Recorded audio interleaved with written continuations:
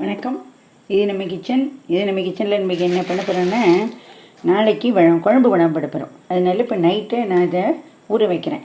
இதுக்கு நான் சேப்பு காராமணி 1/2 கிலோ நான் வாங்கிட்டுருக்கேன். சேப்பு காராமணி தான் போடணுமா அப்படின்னா இல்லை, வெள்ளை காராமணி கூட போடலாம். பிறகு இதில் ஆழாக்கில் எவ்வளோ வருதுன்னு அளந்துடுவோம். கும்பாரமாக போட்டுருக்கேன்.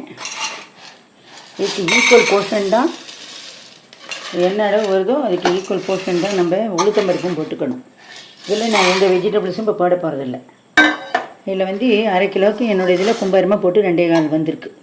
இப்போ அதே அளவுக்கு நான் உளுத்தம்பருப்பையும் எடுத்துக்கணும். இப்போ கருப்பு உளுத்தம்பருப்பு தான் இதுக்கு பெட்டர். கருப்பு உளுத்தம்பருப்பு எவ்வளோ இருக்கோ இதை நான் போடுறேன். நான் முன்னாடியே ப்ரிப்பேர் பண்ணல, போடுவோன்ட்டு திடீர்னு தான் ஐடியா தோணிட்டு வெய்ய காலம் போகிறதுக்குள்ளே போடுவோம் அப்படின்ட்டு. இப்போது கருப்பு உளுத்தம்பருப்பு நமக்கு 1.25 கப்பு இருக்குது. இப்போ காராமணி நமக்கு இருந்தது 2.25 கப்பு இருந்தது. காராமணிக்கு ஈக்குவலாக தான் நம்ம உளுத்தம்பருப்பு போடணும். அதனால் கருப்பு 1.25 இருந்ததுனால ஒயிட்டில் நான் 1 போடுறேன்.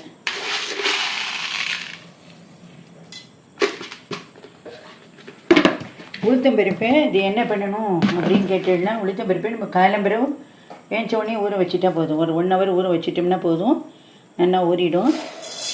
முழுக்கவே நம்ம வெள்ளை உளுந்தும் போடலாம், கருப்பு உளுந்தும் போடலாம், 2 பாதியாகவும் போடலாம். ஆனால் எல்லாத்தையோட பெட்டர் என்னென்னா கருப்பு உளுந்து போட்டால் ரொம்ப நல்லாயிருக்கும். நல்லா இதை தனியாக ஊற வைக்கணும். இதை நைட்டே ஊற வச்சிடணும். நல்லா ஊறி வரட்டும். அதுக்கப்புறம் என்ன பண்ணலாங்கிறத பார்ப்போம். இப்போ நம்ம குழம்பு விடாததுக்காக நான் வடிகட்டி வச்சுருக்கோம். அடியிலெல்லாம் காராமணி இருக்குது, மேலே உளுத்தம்பருப்பாக இருக்குது. இங்கே பாருங்க, எடுத்து காட்டுறேன். இதெல்லாம் இருக்குது, ஒன்றா கிளஞ்சிருக்கு. இப்போ இதை என்னென்னா குறைன்னு அரைச்சிட்டு இது கூட என்னென்ன மிக்ஸ் பண்ணணுங்கிறதெல்லாம் நான் காட்டுறேன். இப்போ நம்ம இதெல்லாம் அரைச்சி எடுத்தாச்சு. இப்போ இதுக்கு தேவையான மஞ்சள் பொடி போட்டுக்கணும்.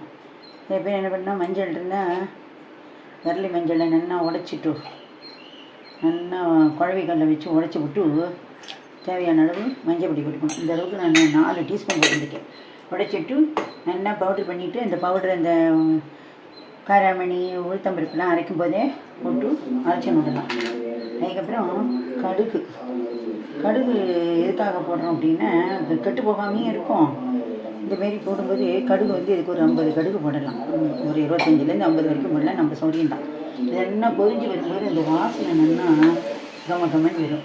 நான் அரைக்கும் போதே பெருங்காய ஜலம் விட்டுட்டேன், அதனால் இப்போ விடலை. நீங்கள் பெருங்காய ஜலம் விடலாம், இல்லை பெருங்காய பவுடரும் போட்டுக்கலாம்.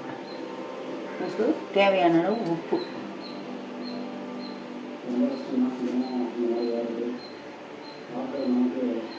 அவ்வளோதான். இது உப்பு அதிகம் பிடிக்காது, இது ஃபைபர் கண்டென்ட்.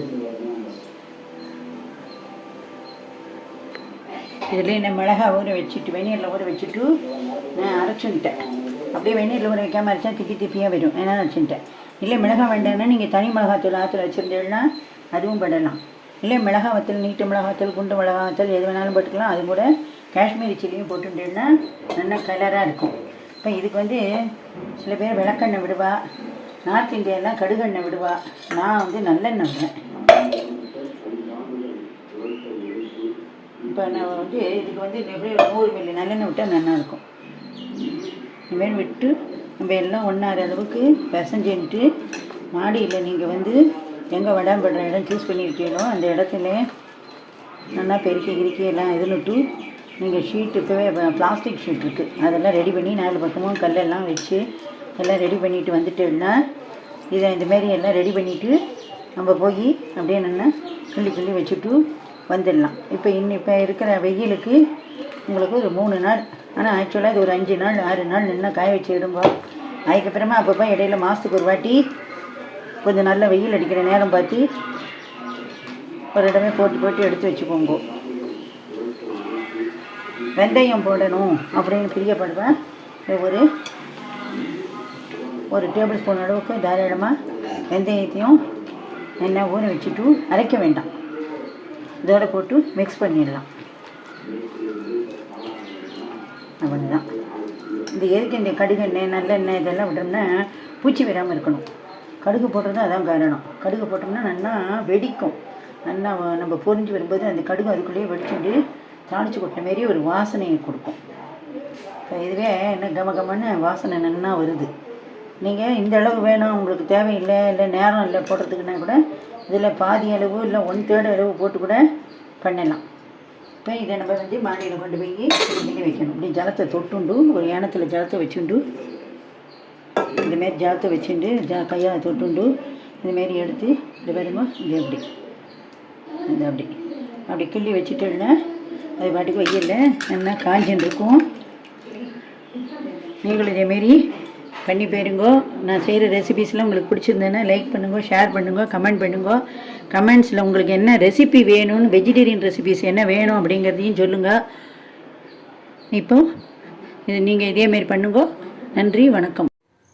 இப்போ நம்மளோட குழம்பு வடை நல்லா காஞ்சி வெத்தலை அப்படி கலகலன்னு சத்தம் வருது, நல்லா பொரிஞ்சு வந்துடுச்சு.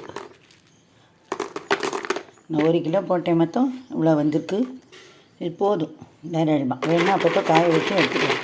இப்போ நமக்கு சமையலுக்கு எவ்வளவு தேவையோ அதை நான் அதில் எடுத்து வச்சுக்கிறேன். நமக்கு சமையலுக்கு உள்ள தேவை இதை நான் எடுத்து வச்சுட்டேன். இப்போ இது எப்படி பண்ணுறதுங்கிறத பார்க்கலாம்.